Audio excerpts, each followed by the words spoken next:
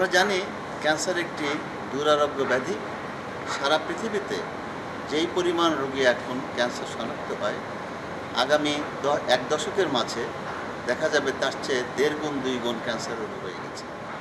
অর্থাৎ এটি একটি বিরাট যুদ্ধ, এবং এই যুদ্ধের যদি প্রিপারেশন আমাদের না থাকে, সবার মাঝে সচেতন যদি আমরা না হই, তাহলে এই যুদ্ধে পরাজয় অনিবার্য।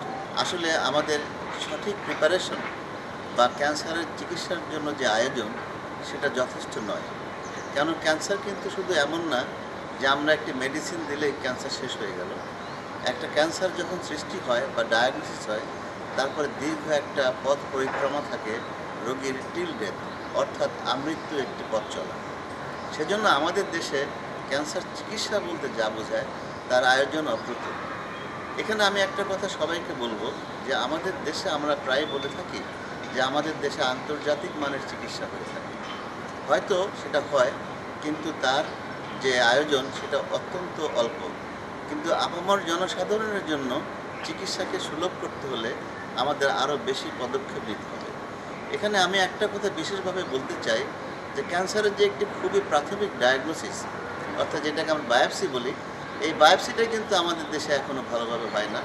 প্রায়ই আমরা দেখি বিভিন্ন স্থানে এফএনএসি বা সূক্ষ্ম সুই দিয়ে যে পরীক্ষাটা করা হয়, সেখানে অনেক সময় ভুল হয়ে যায়, এবং আমরা প্রয়োজনীয় তথ্যগুলো সেই মাংসে বা সেই সেলে পাই না। কিন্তু আসলে প্রত্যেকটা কেসেই কিন্তু আমাদের উচিত হবে যে কোর বায়োপসি করে যেন আমরা ক্যান্সার শনাক্ত করি। বাংলাদেশে যে জনসংখ্যা আছে, তার আনুমানিক 50% নারী। কিন্তু এখানে আমরা দেখে থাকি যে নারীদের যে ক্যান্সারগুলো হয়ে থাকে, প্রায়শই সেগুলো অনেক পরে ডিটেকশন হয় বা ওনারা পরে রিপোর্ট করে, যার জন্য চিকিৎসাটা সঠিকভাবে আমরা করতে পারি না।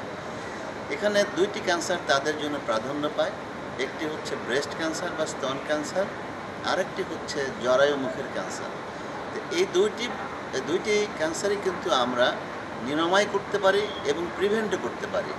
তো বিশেষ করে আমরা সার্ভাইকাল ক্যান্সার বা জরায়ুমুখের ক্যান্সারটা কিন্তু এর জন্য আমাদের দেশেই ভ্যাকসিনের ব্যবস্থা আছে, এবং ভ্যাকসিন নিলে এই রোগীর 100% নিরাপত্তা আছে যে ক্যান্সারটা হবে না। আবার ব্রেস্ট ক্যান্সারের ক্ষেত্রে আমরা যদি প্রথমেই সচেতন হই এবং স্ক্রিনিং মেথডগুলো ফলো করি, যেটা আমাদের গ্রামে গঞ্জে অবস্থান করছে, তাহলে কিন্তু আমরা এই ক্যান্সার থেকেও আমাদের নারীদের মুক্ত করতে পারি, বা সঠিক সময়ে অর্থাৎ আর্লি স্টেজে চিকিৎসা করতে পারি, যেটাকে আমরা বলবো নিরাময়যোগ্য একটি পরিস্থিতি। তা আসুন আমরা সবাইকে সচেতন করি এবং সঠিক সময়ে ক্যান্সার চিকিৎসার জন্য এগিয়ে আসি। নিবেদক রেনাটা পিএলসি।